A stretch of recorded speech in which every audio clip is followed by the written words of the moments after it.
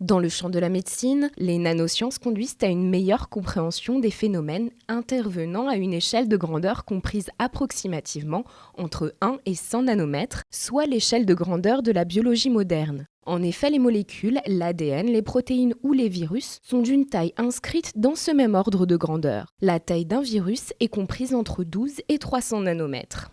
En d'autres termes, un nanomètre est l'équivalent d'un milliardième de mètre. À titre de comparaison, le rapport entre l'échelle humaine et l'échelle nanométrique est comparable au rapport de taille entre notre planète et une orange. L'application des nanotechnologies à la santé, c'est ce qu'on appelle la nanomédecine. La plupart des composants de notre corps, les cellules, les protéines, sont à l'échelle du nanomètre. Pouvoir travailler à cette échelle, c'est donc pouvoir travailler directement à la taille de ces éléments, mieux les observer et les comprendre afin d'être plus efficace dans les traitements.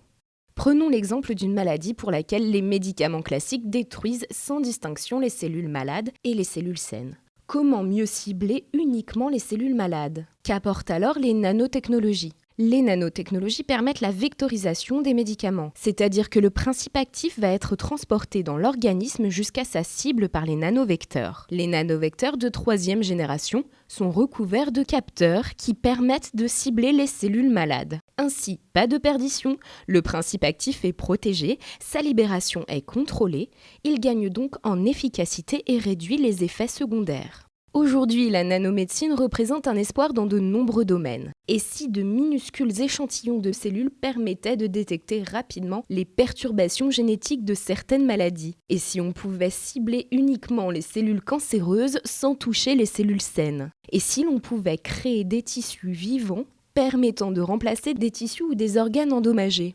Au total, ce sont 230 produits issus des nanotechnologies qui sont en cours de développement ou sur le marché, qu'il s'agisse de médecine humaine, de médecine vétérinaire ou de dispositifs médicaux. Parmi les produits destinés à la médecine humaine, 122 sont en phase de développement clinique et 35 sont commercialisés. Aujourd'hui, l'étude de la nanomédecine laisse espérer de grandes avancées, notamment contre le cancer, les maladies infectieuses et les maladies cardiovasculaires.